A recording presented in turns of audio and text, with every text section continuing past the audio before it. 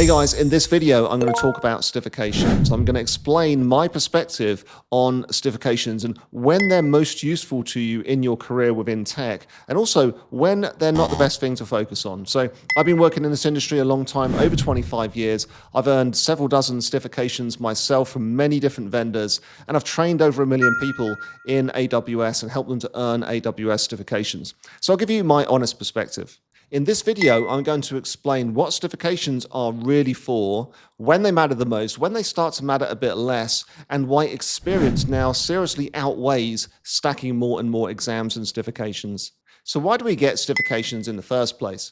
Well, I've always believed that following a structured program that leads you towards a certification is a great way to learn, but ultimately we're doing it because it helps us to get hired in a job. So it signals to employers that we've reached a certain level of knowledge and ability. They help us to pass the filters that get us through that recruiting process and get us into an interview.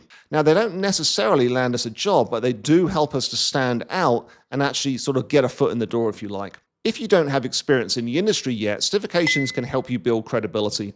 They show that you have commitment, they show that you have a direction, and they show a baseline of competence. And that's, of course, very important, but here's the part that people misunderstand. Certifications help you get the interview, but they don't get you the job offer. What actually gets you hired today is actual experience. So when you sit in a technical interview, they're not necessarily going to ask you how many certifications you've actually earned. That's helped you to get to that point, but now they're less interested in whether you have this cert or that cert.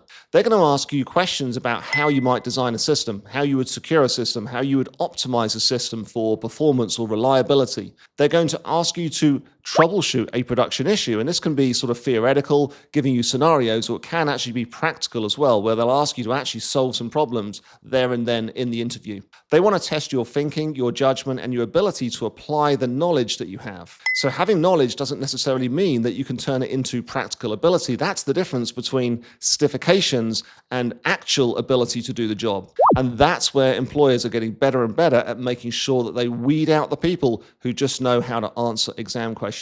So if you don't have experience yet in a professional scenario, a portfolio will become extremely critical. Real deployments, real architectures, real hands-on projects that you've delivered, that you've deployed, problems that you've solved, that shows to an employer that you have actually put this knowledge into practice.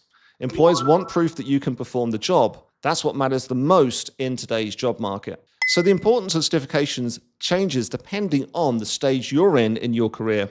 If you're trying to break into cloud, then 1 or 2 certifications can really make a big difference in helping you to land interviews. At that stage, certifications are very, very important. You've also got to build that portfolio to match, otherwise you're often not even going to get in the door these days. If you're mid-career, so you've got lots of experience in the tech industry, things change a little bit. So yes, it's still important to have certifications for the core job that you're going to do, but don't just stack certifications. Don't go chasing from associate to professional level, then specialty, and then more and getting lots and lots of certifications. You see, the problem with that can be sometimes people stay in study mode. All they're doing is stacking certifications, earning the next one, thinking that inevitably that's going to lead them to a new job. Doesn't always work that way. Often it's better at that stage of your career to focus on hands-on depth. That's really going to differentiate you from other people. So practical experience starts to really outweigh having additional badges. When you get up to the senior levels like lead engineers and architects and principal roles, your job history is really the most important thing. So for the very core technologies that are an absolute core part of your skill set, you want to make sure that you do have relevant certifications. That's going to help you if you do find yourself in that position where you do need to find another job. So certainly certifications are not irrelevant for more senior people. It just means you've got to be a little bit more choosy about which ones you choose and make sure that they align to the experience and the type of job that you're actually going for. So I recommend a balanced approach to maintaining certifications because, for example, I've earned many certifications over the years and I've allowed many of them to expire. I don't try and maintain certifications for technologies that I don't work with on a regular basis. It doesn't really make any sense to me. Now, I still keep those on my resume because they're part of my history. They show that at a point in time, I did earn a certification. I did have a certain level of knowledge in a technology. So I'll keep them on my resume. I'll just show the validity dates so we can see that they're actually expired. So it's not necessarily useful to maintain certifications if they're not part of the core job role that you're involved in today or that you're trying to apply for if you're looking for a new job. So if a certification expires, you can just put the expiry date on your resume and then keep it there, and then just maintain the certifications that do make sense for the career you're in. So how many certifications do you actually need? Usually 2 certifications is optimum for most people, making sure that those are relevant to the job roles that you're applying for and that they go up to at least the associate level if we're talking AWS certifications. You want to combine that with a really strong portfolio.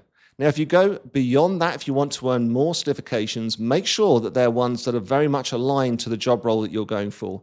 It's often useful to also learn additional technologies. So, for example, if you have 2 AWS certifications, then maybe a Terraform certification would be useful as well, or maybe a Linux certification or Kubernetes, depending on the job roles that you're applying for. But don't spend too much time on certifications. Don't spend several months only on certifications. Make sure that you're putting in adequate time to building your portfolio.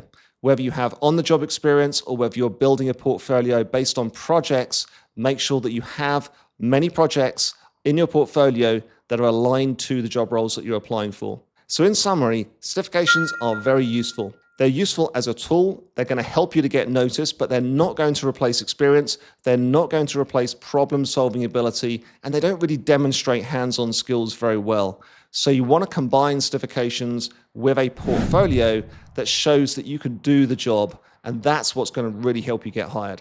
I hope this video was useful to you. If it was, please like the video, subscribe to our channel, and I'll see you in another video.